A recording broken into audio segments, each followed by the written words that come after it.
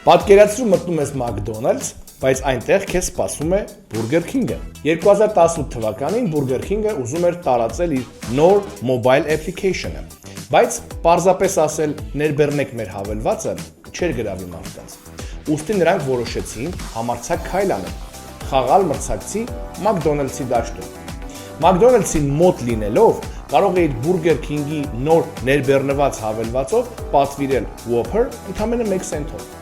Այնուհետև գեոլոկացիայի միջոցով օգտատերը ուղղորդվում էր դեպի մոտակա Burger King, ստանալու իր սենթանոց բուրգերը։ Արդյունքը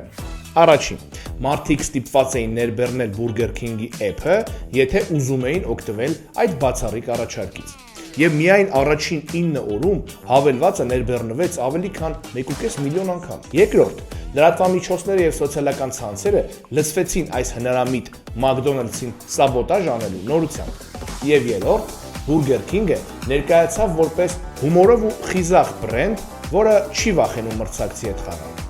Սա ցույց տվեց, որ երբեմն մրցակցի տարածքը հենց լավագույն գովազդի տեղն է։